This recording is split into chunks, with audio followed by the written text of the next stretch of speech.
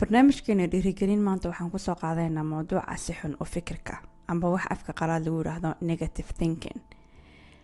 si xun u fikirku sidee buu guuldarada u keenaa islamarkaana awoodda maskaxda u dhaawacaa. waa maxay negative thinkingku haddii aad isweydiiso, ama inuu qofku si xun u fikiro asagoo oo mar walba dhanka xun wax ka eegaya. si kooban haddii loo sharaxo, qofku marka uu faraxsan yahay iyo marka uu murugaysan yahay maskaxdiisu waxay sii daysaa dheecaamo kala duwan, kuwaasoo saameeya awoodda fikir shaqo ee maskaxdaada. haddii aad mar walba dhanka xun wax ka eegto adduunka, nolosha iyo wax kastoo kusoo wajaha adigoo hiifaya, waxay keenaysaa inay maskaxdaada ku sugnaato xaalad murugo, welwel, cadho, oo dheecaanada ay soo daynaysa aanay noqon kuwo dheeli tiran. maskaxdaaduna aanay isticmaalin awooddii shaqo ee ay lahayd, taasoo xataa saameynaysa go-aan qaadashada iyo xalinta arrimaha noloshaada ee maalinlaha ah. sidoo kale waxay keenaysaa xanuunada maskaxda ku dhaca ee ay ka midka yihiin stresska, depressionka iyo caafimaadka guud oo uu saameeya intaba. haddaba cilmi baadhis uu sameeyey The Journal of Clinical Psychology ayaa sheegay in laga qaaday daraasadan dad loo qeybiyey 2 kooxood. koox ka mid ah ayaa ah kuwo had iyo jeer alle dhanka xun wax ka eega oo maalin kasta noloshooda ku qaata werwer haddii ay dhacdo sidaasi, amba macnaha waxyaaba aan jirin oo ay ka werwerayaan amba ay sawiranayaan. waa 2 kooxood: kooxda werwerta ee sida xun u werwerta iyo kuwo kale oo caadi ah. labadan kooxood ayaa waxaa loo diray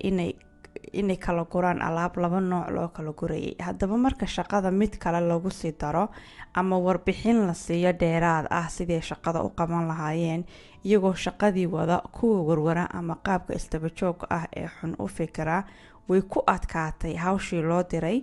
maadaama ay daraasadu cadaysay inay ku adag tahay maskaxdooda inay qaato information cusub oo ay iyagoo shaqadii wada information cusubna ay qaato ay maskaxdooda process garayso. way ku adkaatay sababtoo maskaxdoodu way taalan tahay 24 saacadood waxay ka fikiraysaa maxaa dhici doona, sidee u dhacayeen, maxaa waxaasa u noqdeen.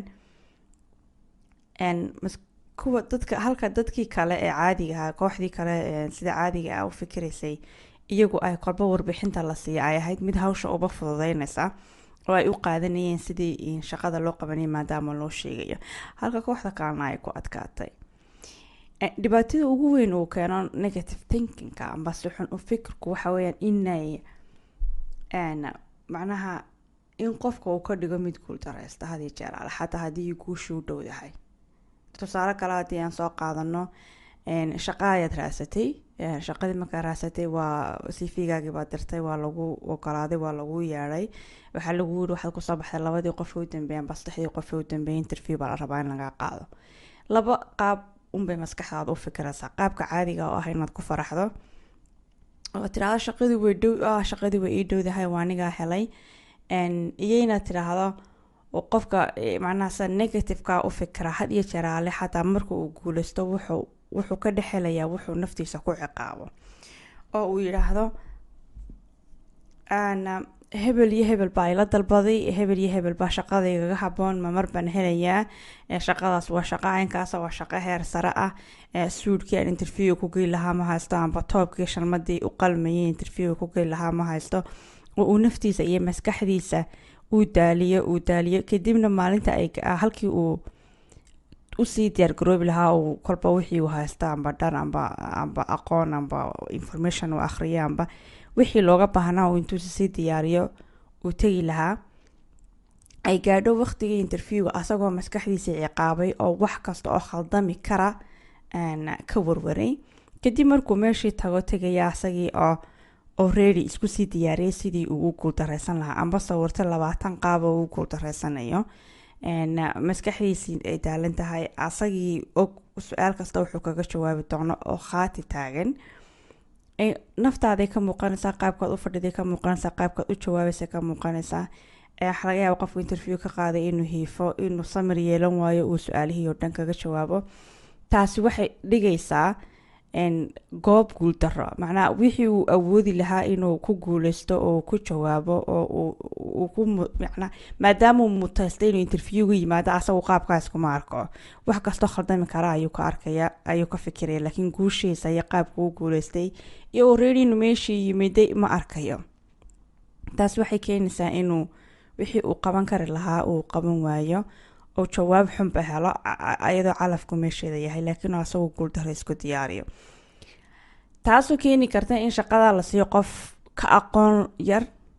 ka khibrad yar aan suudku ka fikirayaba xidhnayn laakiin maalintii loo yeedhay interviewga farxad gashay oo yidhi interviewgii waan gaadhay waa tallaabad u dambeysay waan helayaa oo macnaha guushii asagoo isku diyaariyey oo dhanka guusha ka eegaya oo uba arkay inuu guuleystay maadaama loo yeedhay markuu meeshii tagana asagoo faraxsan oo shaqadiisa siiyey oo doonaya tallaabadii u dambeysay inuu ka gudbo ka jawaabo soo jeeda oo isdiyaariyey oo seexday oo degan oo dadka salaamaya oo dhoola cadeynaya ayuu tegaya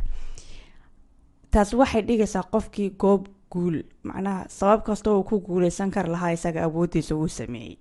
halka qofka sida xun u fikiraya uu asagoo awoodi lo inuu guuleysto uu naftiisa uu siiyey sabab kasta uu ku guuldareysan lahaa waxa wanaagsan markaa qofku inuu naftiisa baro sida positiveka loogu fikiro ama sida dhanka wanaagsan wax looga eego noloshana ha u arkin mid mugdi ah inuu qofku u arko wax kastoo ka hor yimaada inay tahay marxalad uu ka baxayo hadday adag tahay si adag uga baxayo hadday fudud tahay na macnaha uu guul u arkayo wax fudud samir iyo dadaal uu qofku la yimaado laakiin haddii aad bilood dhacdaa bilood weydaa bilood guuldareysataa aad mar walba isweydiiso aad ka fikirto awooddii maskaxdaada ay ku fikiri lahayd iyo fikirkii caafimaadka qabay intaba meesha uu ka baxaya maskaxdaadana waxay noqonaysaa mid mar walba daalan oo aan qaban karahayn hawsha ay awoodda u lahayd inay qabato waad mahadsantihiin waxaan idiin rajeynayaa guul